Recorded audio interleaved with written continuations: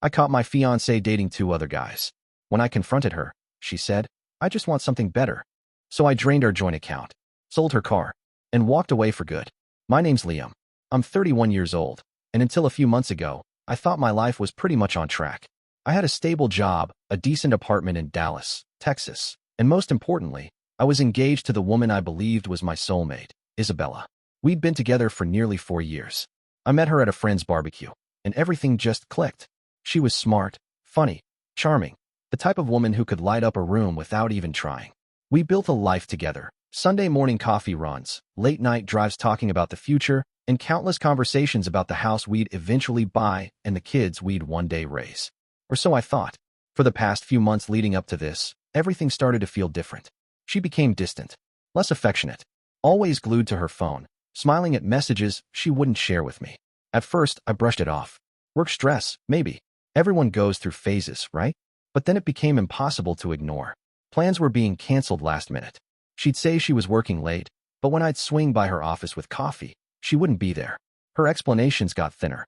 Her stories didn't add up. I tried to suppress the ugly thoughts creeping into my mind. I wanted to believe her. I really did. But one Friday night, something snapped. She said she was having a girls' night. I knew her best friend, Emily. We were all close. So, out of pure instinct, I texted Emily to tell her to have fun with Isabella. Her response? Wait, Isabella's not with me tonight. I didn't want to jump to conclusions. Maybe it was a misunderstanding. Maybe she was with another friend. Maybe anything, but the worst. Still, something inside told me I needed to know the truth. I drove around for a bit, debating whether I was being paranoid.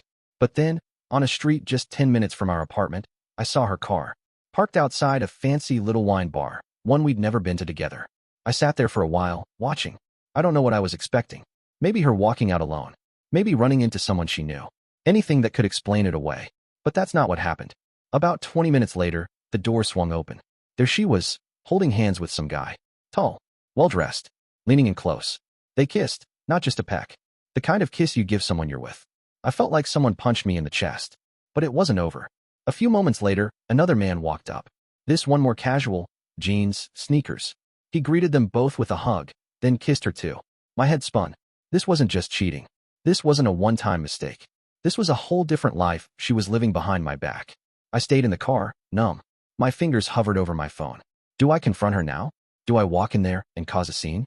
Or do I wait? I chose to wait. Over the next week, I did something I never imagined I'd do. I turned into the guy who checks phone records, monitors locations, and quietly watches from the shadows. And everything I feared turned out to be true. Isabella was dating both of these men, regularly. She wasn't hiding it from them either. They both seemed to know about each other, like they were both part of her rotation. And me? The fiancé? The guy who'd been paying rent, sharing bills, and planning a wedding? I was just the fallback. When I finally confronted her, it wasn't with yelling. I waited until she came home one night, poured myself a glass of water, and calmly asked, Isabella, how long has this been going on? She didn't even try to deny it. Her exact words burned into my memory forever. Liam, I just want something better. No apology. No shame. No regret. Just better. Like I was a pair of shoes that didn't match her outfit anymore. I sat there, completely still, processing the fact that the woman I loved had reduced me to a placeholder in her life. That was the moment I realized. I wasn't going to fight for her, but I was going to make sure she'd never forget what she threw away. After that conversation, something inside me flipped. I wasn't going to argue, cry, or beg. She made her choice, and now I was going to make mine. But I wasn't just going to walk away empty-handed. Not after everything I'd invested, financially, emotionally, and mentally. No, if Isabella wanted something better, she could try finding it, without the comfortable life I'd helped build. First, I played it cool. For the next week, I acted completely normal. You'd think nothing was wrong if you saw us. We still shared dinners, watched Netflix, even laughed a few times. She probably thought I'd accepted it, or that I was too weak to do anything about it. She had no idea what I was doing behind the scenes. We had a joint bank account, a decision we made after getting engaged. It was mostly my money in there. I handled most of the rent, utilities, groceries, and about 70% of the wedding deposits that were already paid. Dresses, the venue, catering, all booked. The first thing I did? Opened a brand new checking account, in my name only. Quietly transferred every cent that was mine. I left exactly $43 in the joint account. Enough for her to buy herself a coffee if she noticed before I left. Next, I contacted our landlord. The lease was in my name. I let them know I'd be moving out by the end of the month and asked about the process for breaking the lease. They were surprisingly understanding once I explained, vaguely, that there were personal reasons. Then came the wedding stuff. I contacted every vendor, the florist, the photographer, the venue. I explained the situation bluntly. Some were kind enough to offer partial refunds. Others couldn't. Didn't matter. I redirected everything I could back to my personal account. I also made copies of everything. Text messages, screenshots of her meeting with both guys, her admitting it to me. Not because I wanted to ruin her reputation, yet, but because if she ever tried to come after me for anything legally, or tried to play the victim, I was prepared. But the biggest move? Her car. See, Isabella drove a nice SUV. It was technically her car, but the loan was in my name. I was the one paying for it. Monthly. For over a year. So I called the bank, paid off the remaining balance in full, then drove to the dealership and signed the paperwork to sell it back. Clean, legal, and done. She woke up one morning to an empty parking spot. The last step? My job. I requested remote work for a few months and arranged to stay with my brother in Denver until I found a new place. Then came the final day. She came home from wherever she'd been, probably one of her boyfriends, and walked into an apartment that was practically empty. My clothes? Gone. My computer, my tools, my books? Gone. Even the stupid coffee machine she always hated? Gone. She looked around, confused, like she walked into the wrong apartment. Liam, what's going on? She asked. I handed her an envelope. Inside were copies of everything. The bank closure, the lease termination, the wedding cancellations, and a handwritten note. All it said was, "You wanted something better. I hope you find it. We're done." She stood there, speechless. No crying. Just stunned. For the first time in years, she was the one blindsided. I walked past her, suitcase in hand, and didn't even look back. No drama. No second chances. But the story doesn't end there. Because what happened after I left made everything even more satisfying. After walking away from Isabella, I thought I'd feel sad, heartbroken, maybe even empty. But you know what I felt? Relief. Pure, honest relief. For the first time in years, my phone wasn't blowing up with lies. I didn't have to wonder where she was, who she was with, or whether I was enough. I was free. I moved to Denver and settled in at my brother's place while I looked for my own apartment. I focused on work, hit the gym harder than I had in years, and slowly started rebuilding my life.